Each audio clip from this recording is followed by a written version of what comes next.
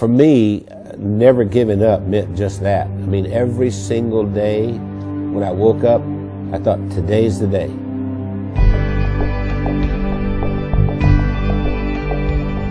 I was the second son in a sharecropper's family, and a sharecropper means that you don't own anything. I mean, you work for someone else who was the landowner. We had practically nothing. Everything was hand-me-downs from someone else. I didn't have shoes, and to this day my toes are all grown under because I didn't have shoes. I remember I had this encounter with my mother, and I said, you know, tell me you love me, and she didn't do it. And so I went down and I sat on this creek bank, and I thought, you know what? I don't care if anybody loves me, I love me.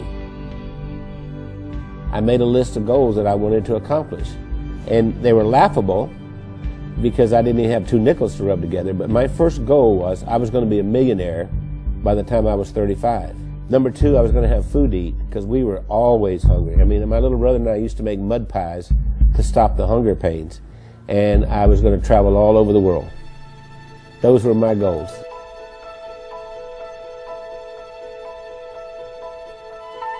I've learned everything from working with Randy.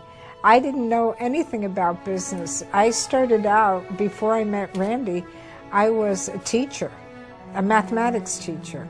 Well, I think we have a very good balance. Randy's really good in sales and telling the story and explaining why people need to have whatever it is that he's selling. And then he comes to me and says, Wendy, can we make it do this? And I have to get it done. We started working together, and we were together all the time doing things, and that we just, you know, couldn't be without each other. And once she got exposed to me, it was downhill from there. I mean, she could not last a day without me. That's probably true. That's what the COO does here. Does hair? She preps me. Spit on it, honey, like you used to do. I never spit. We retired a few times. Did he tell you that? We've tried retirement 3 times, but we never figured out exactly how to do it because we've worked all of our lives. We took a year and we traveled around the world. Then when the decision of the day became, where are we having breakfast? I thought, we're in trouble. If I were giving you advice and you were meeting Wendy for the first time, I would tell you, don't get your feelings hurt if she uses her phone while she's meeting with you. Hey, Kim. Hey, Chris.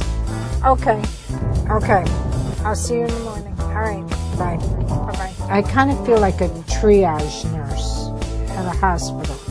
And every week I go in and I reprioritize. No, I'm not approving that. I think what drives Wendy is her desire to be the best and provide the best of service to everyone. Awakened at 2:30 in the morning, and I hear this little click, click, click, click, click, click, click, click, click.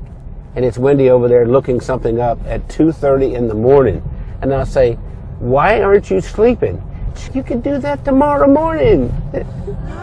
We are the definition of entrepreneurs. And we don't like doing one thing at a time. We have to do a lot of things at the same time. It's not just Randy and Wendy doing all this work. The whole team, every single one of us works round the clock. Hey, gorgeous. Listen, Bernice has been with us for what, 5, 6 years? 6 years. Yes. And we love her to death. And I love you guys. Yeah. Randy leads with his heart.